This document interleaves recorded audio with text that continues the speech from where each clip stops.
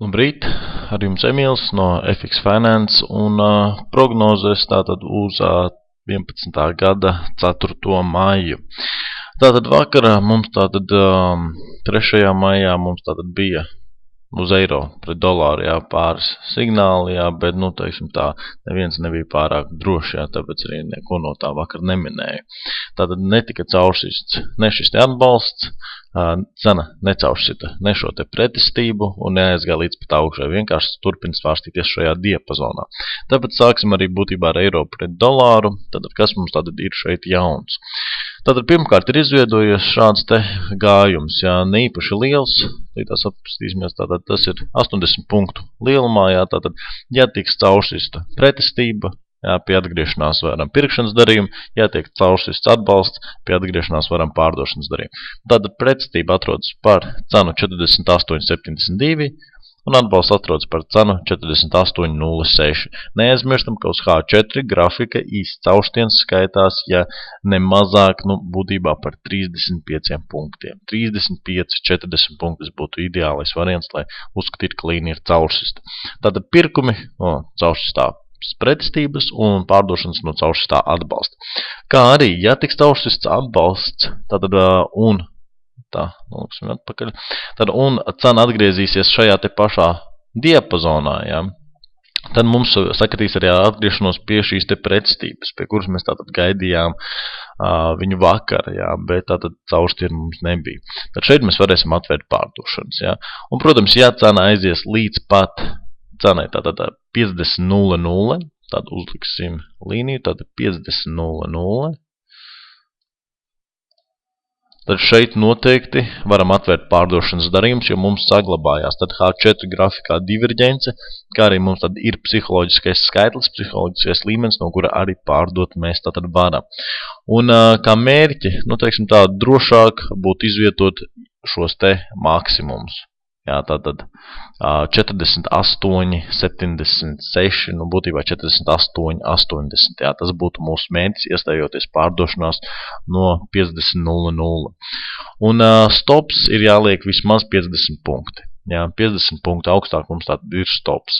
Kā arī, protams, pateikšu, tad šeit mums atverot pārdošanas darījumu, pēc caurstienu atgriešanās pārdošanas darījums tiek atvērts un mērķis ir 38. Fibonacci līmenis, cena 46,32.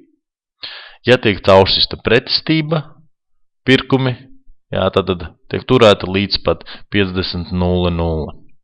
Un riski, abiem šiem te darījumiem tiek paslēpta aiz nākošās līnijas.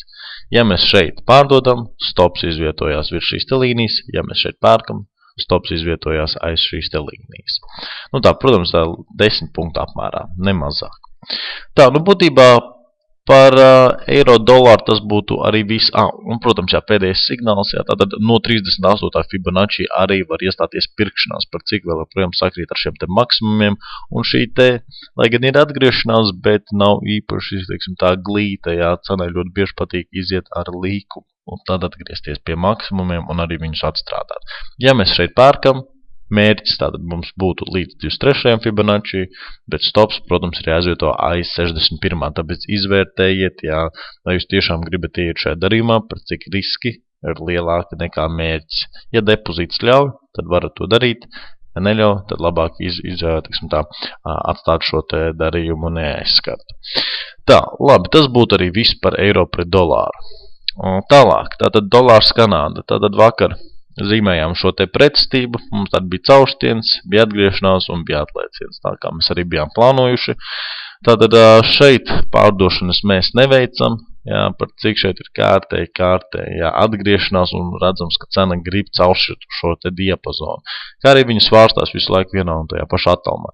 Ja cena atkal atgriezīsies pie šīs te atbalsta līnijas, tad mēs arī varam otrais nopirkt, par cik, kā jau minēju, cena patīk ar līkumu atgriezties pie līnijas un tad arī viņu atstrādāt. Tātad pirkumi ir no šīs te līnijas, stops tiek paslēpts zem šiem te iepriekšējiem zemākajiem punktiem, bet ne mazāk par 50. Tātad, un ja gadījumā tiek caursists 95-50 līmenis, tad pie atgriešanās mēs arī varam nopirkt un mūsu mērķis būtu caurstiena augstums. Jā, pieņemsim, ja 4 stundas veids noslēgsies, jā, šeit, tad veicot pirkšanas, mēs arī mērķēsim līdz pat tai pašai vietai, jā, kur tad noslēdzās augstākā vieta, kur noslēdzās H4 veids. Nu, lūk, tas būtībā par Kanādieti arī visi. Pirkumi pēc cauršas pretstības un pirkumi pie atgriešanās. Tālāk, dolārs pret franku jau no vakardienas tad gaidījām caursitienu, tātad ķīlis netika caursists, bet, kā jau minēju, tātad franks atgriezās pie sava ķīļa atbalsta, kopā ar diverģenci mēs varējām nopirkt viņu, tad, ja jūs to izdarījāt, tātad jums uz doto mirkli jau būtu 37 punkti plusā, pārbīdam stopu pa nulēm un gaidam šī ķīļa caurstienu. Ja gadījumā neiestājāties šajā darījumā, tad, protams, sagaidam caursitienu, atgriešanos un tad iestājamies pirkšanās. Jā. Arī precīzi cenu pateikt nevarēšu, tas ir atkarīgs no tā, kur tad atgriezīsies pie šie atbalsta. Jā. Un stops ir jāliek ne mazāk kā 50 punkti. Mērķis mēs varam turēt aptuveni līdz vidējam ķīļa līmenim, līdz 87, 87. Jā, protams, ievērojiet nelielu distanci, jā, varbūt tās mazliet mazāk, 87, 70. Jā. Tātad uz dolārs pret franku tas būtu arī viss. Tātad viens signāls, caurstiens, atgriešanās pirkšanas. Ja gadījumā šis te tātad arī netiek caursists, tad, protams, pie vēl viena piegājiena pie ķīļa atbalsta mēs arī varam nopirkt. Jā, vēl joprojām diverģents saglabājās, nopērkam, gaidam pretestību, pārliekam stopu pa nulēm un pēc tam gaidam caurstienu un jau tālāk gaitu uz augšu. Tālāk, tātad Austrālis pret dolāru. Tātad šeit arī vakar, kā jau minēju, mums tāda bija šī līnija, bija atgriešanās, bija pārdošanas, tie, kas iestājās, jā, savus, teiksim tā, pēļņas jau nofiksēja, bet, ja jūs to neesat izdarījuši, tad ir jauns signāls, protams, mēs varam iestāties darījumā uz pārdošanu no 38. lejupējošā Fibonacci par cenu 1,0873.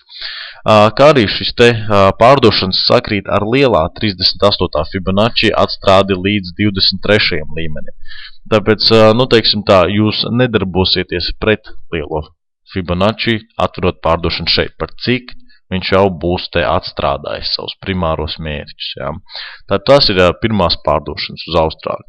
Būtībā tas ir arī viens signāls, jā, vairāk attiecīgi neko drošu sameklēt nevarēja, tāpēc šeit droši varam pārdot, jā.